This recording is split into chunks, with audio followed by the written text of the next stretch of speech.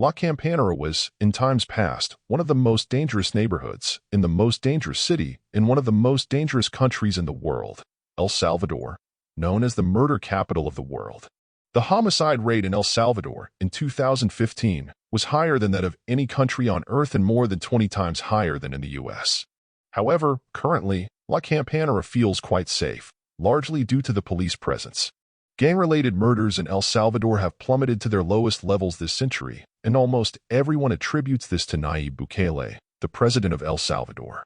Since taking office, his tactics have led to the arrest of a higher percentage of the population than in any other country in the world, totaling 75,000 people and counting.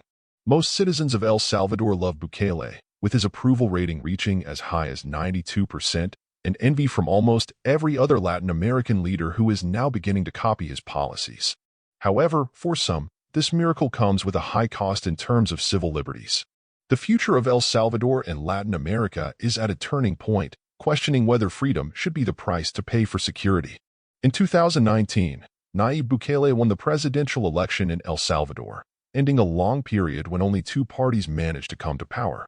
President Bukele did not represent the failures and corruption of previous administrations, as three of his predecessors from El Salvador's two main political parties were either arrested or indicted. However, one weekend changed everything between March 24th and 27th, 2022, when 87 people were murdered in El Salvador, allegedly by gangs. Plan Bukele was a 30-day state of emergency, but since then, it has been extended 22 times and counting, suspending a wide range of constitutional rights, from freedom of association and assembly to privacy and communications, including the right to be informed of the reason for arrests. The new prison has a capacity for 40,000 inmates, with each cell housing 100 prisoners. When it comes to the long-term rehabilitation plan for these prisoners, the Bukele administration does not hold back its words. Some in El Salvador are not only critics of Bukele's harsh tactics but victims. Mejia's son was arrested by the state for allegedly belonging to a gang. She has been fighting to get him out since then, but it took months to find him in the prison system. Mejia has not seen or spoken to her son since the arrest. Mejia's story is not unique in El Salvador, and that's how nonprofit organizations like Mover were born. Human rights groups like Mover and Cristosal have reported 215 deaths and thousands of abuses related to the crackdown. Cristosal released a report in 2022 denouncing that inmates in El Salvador died from torture, beatings, strangulation, or lack of medical attention during the state of exception.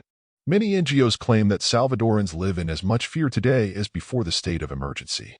Even though re-election is prohibited by the Salvadoran Constitution, the Supreme Court cleared the way for his re-election in 2024. Bukele also took a leave from the presidency to campaign. What is at stake in Bukele's second term is whether security is sustainable in El Salvador and whether one day it can exist without the state of exception. For others, the economy is secondary in their minds as they fear the country falling further into the hands of an increasingly authoritarian leader. Do you think that for a country like El Salvador, this radical and harsh method adopted by Bukele was the only alternative? Or could another less drastic method have been adopted? Leave your opinion in the comments.